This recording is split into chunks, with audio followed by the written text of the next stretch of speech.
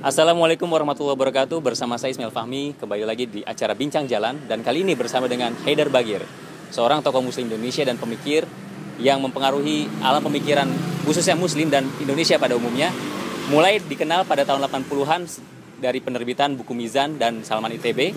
Dan kemudian akhirnya bergerak ke dunia digital, dimulai dengan film, kemudian sinetron, dan digital terakhir.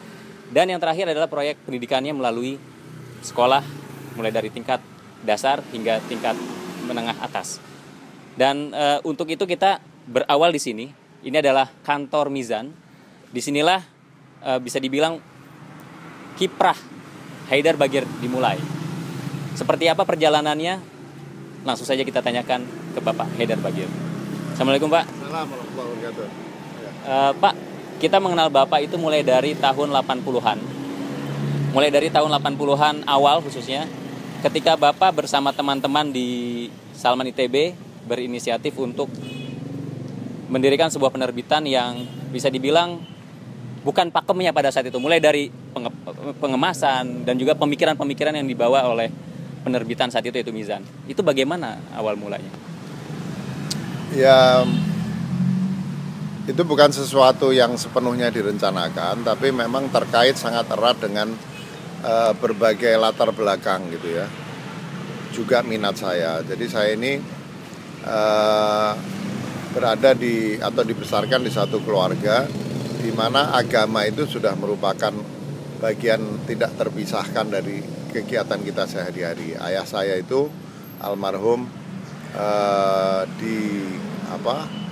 dikenal sebagai seorang ustadz gitu ya. Memang beliau belajar agama, mengetahui banyak soal agama, banyak berceramah agama, tokoh pendidikan juga. Beliau ketua yayasan dari sekolah di tempat saya bersekolah pada waktu itu.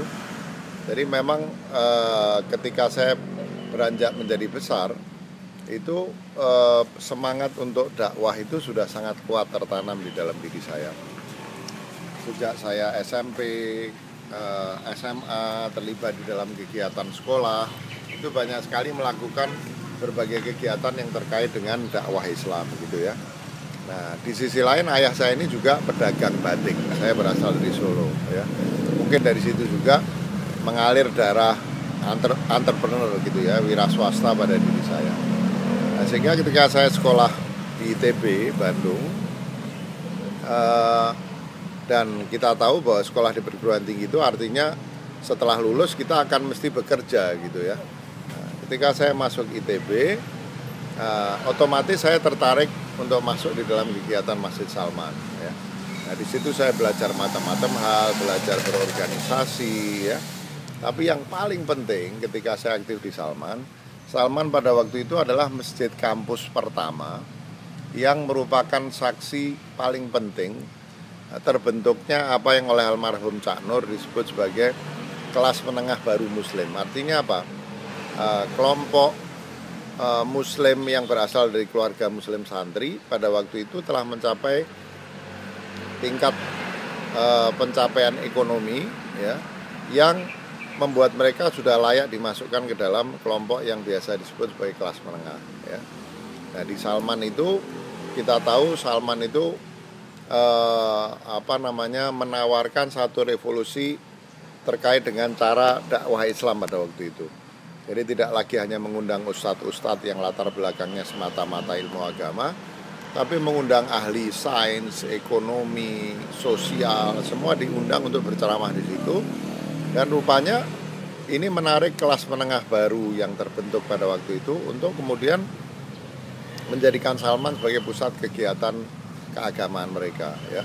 Jadi pada saat saya terlibat di Salman, saya lihat betul bagaimana jamaah itu datang dengan menggunakan mobil berbagai merek, termasuk mobil-mobil mahal ya, Mercedes-Benz, BMW. Itu adalah pemandangan yang biasa.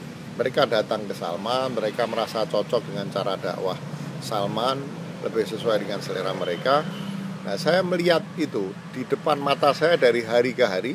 Saya setiap hari ke Salman, tidak jarang saya tidur di Salman, melakukan berbagai kegiatan di situ. Saya lihat betul ini persoalan terbentuknya kelas menengah baru muslim ini bagi saya bukan teori, tapi saya lihat betul itu terjadi ya. Nah, Ada ciri utamanya nggak Mas dari kelas menengah baru itu Mas? kelas menengah baru itu ya pertama tentu definisi kelas menengah itu kan terkait dengan pendapatan mereka tingkat menengah. Kemudian kelas menengah ini tentu punya lifestyle yang berbeda. Katakanlah lifestyle lebih kosmopolitan, ya lifestyle-nya lebih kosmopolitan. Selera mereka akan keindahan itu merupakan bagian dari selera, katakanlah bukan hanya selera nasional tapi selera dunia secara keseluruhan ya. Film-film yang mereka tonton, musik yang mereka dengar. Dulu ketua yayasannya misalnya Pak Ahmad Sadali, adiknya Pak Noman, dia bikin radio sampai sekarang masih ada. Radionya itu KLCBS sampai sekarang adalah radio yang dikenal terspesialisasi pada lagu-lagu jazz dan bukan jazz pop tapi jazz asli gitu ya, termasuk jazz fusion dan lain sebagainya. Bisa begitu. Ya. Nah, jadi waktu itu memang pengelola Salman itu adalah orang-orang yang mungkin sebagiannya pimpinannya sudah masuk dalam kelas menengah baru Muslim ini, dan mereka memahami juga selera kelas menengah baru Muslim sehingga akhirnya ini ketemu gitu, match ya. Nah, saya setiap hari melihat itu. Ya, setiap hari melihat itu. Nah, di antara kegiatan saya di Masjid Salman itu, saya terlibat di satu unit di Salman namanya Pustaka Salman. Pustaka Salman itu memulai dengan mengelola perpustakaan Salman. Ada satu hal yang tadi lupa saya sebutkan, bahwa ayah saya ini juga senang buku, dan karena itu membuat anak-anaknya juga senang buku. Jadi membaca itu sudah mulai tumbuh sebagai semacam hobi, semacam kenikmatan ya. Jadi saya ini ada darah wira swasta, ada darah ustadz dari ayah saya, dan juga ada warisan cinta buku. Nah, ketika saya terlibat di Salman, melihat kelas menengah baru Muslim, mulai berpikir nanti saya mau bekerja apa. Mungkin karena darah wira swasta itu saya nggak pernah terpikir kerja sama orang. Jadi saya harus bikin perusahaan saya sendiri.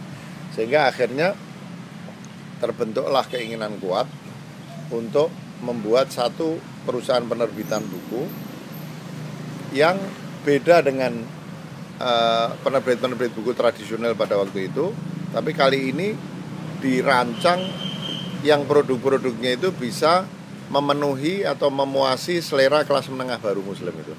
Nah, apa yang memenuhi selera kelas menengah baru Muslim itu?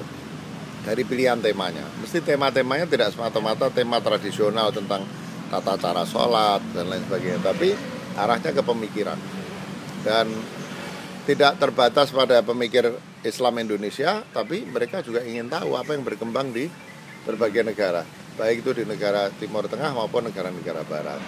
Desain, estetika yang menarik, ya, gaya bahasa yang modern, bukan lagi gaya bahasa model buku agama lama yang agak kemelayu-melayuan, ya, kelengkapan buku. Sampai jalan sendiri. Ya, itu semua kita persiapkan dengan sangat baik gitu ya.